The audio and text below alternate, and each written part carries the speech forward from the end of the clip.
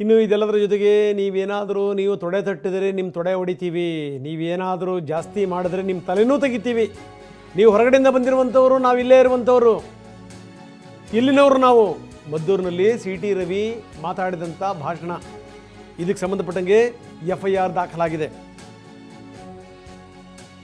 Maddur police ಠಾಣೆಯಲ್ಲಿ case ದಾಖಲಾಗಿದೆ. 5% ಇದ್ದು ಬಾಲ ಬಿಚ್ತಾ ಇದ್ದಾರೆ, ಇನ್ನು 50% ಆದರೆ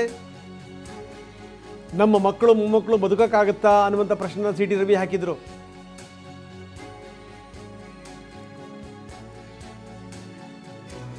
ಈಗ CT ರವಿ ಅವರ ವಿರುದ್ಧ ಕೇಸ್ ದಾಖಲಾಗಿದೆ, FIR ಕೂಡ ದಾಖಲಾಗಿದೆ. ಇಷ್ಟಕ್ಕೂ ನಿನ್ನೆ CT ರವಿ ಮಾತಾಡಿದ್ದೇನು ಬನ್ನಿ ನೋಡ. 5% ಇದ್ದಾಗಲೇ ಈ ನಮೂನೆ ಬಾಲ ಬಿತ್ತೋರು, 50% ಆದ್ರೆ ನಮ್ಮ ಮಕ್ಕಳು ಮೊಮ್ಮಕ್ಕಳು ಬದುಕಕ್ಕಾಗತ್ತಾ? ಮಕ್ಕಳು ಮೊಮ್ಮಕ್ಕಳು ಬದುಕಬೇಕಾ ಬೇಡವೋ? ಮಧುರಮ್ಮನ ಪೂಜೆ ಆಗ್ಬೇಕೋ ಬೇಡವೋ? ಉಗ್ರ ನರಸಿಂಹನ ಪೂಜೆ ಆಗ್ಬೇಕೋ ಬೇಡವೋ? ಗಣೇಶನ ಮೆರವಣಿಗೆ ಆಗ್ಬೇಕೋ ಬೇಡವೋ? ಆಗಬೇಕು ಅಂತಂದ್ರೆ ನಾವೆಲ್ಲ ಒಂದು ನೀವ್ ಹೇಳ್ತೀರಿ ನಮ್ಮ ಮಸೀದಿ ಮುಂದೆ ಬರಬಾರ್ದು. ಅರೆ ನಿನಗೊಂದು ಮಾತು ಹೇಳಲಿಕ್ಕೆ ಬಯಸ್ತೇನೆ.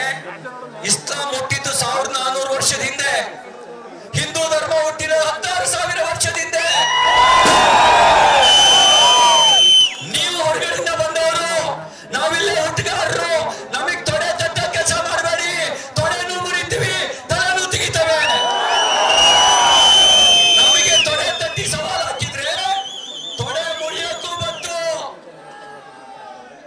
ಅಣ್ಣ ಅಂದ್ರೆ ತಲೆ ತೆಗಿಸ್ತೀವಿ, ಏನ್ಲ ಅಂದ್ರೆ ಏನ್ಲ ಮಗನೇ ಅಂತ ಕೇಳೋ ತಾಕತ್ತು ಕೂಡ ಹಿಂದೂ ಸಮಾಜಕ್ಕಿದೆ. ಯಾಕೆ ಮಗನೇ ಅಂತ ಕೇಳೋ ತಾಕತ್ತು ಕೂಡ ಹಿಂದೂ ಸಮಾಜಕ್ಕಿದೆ.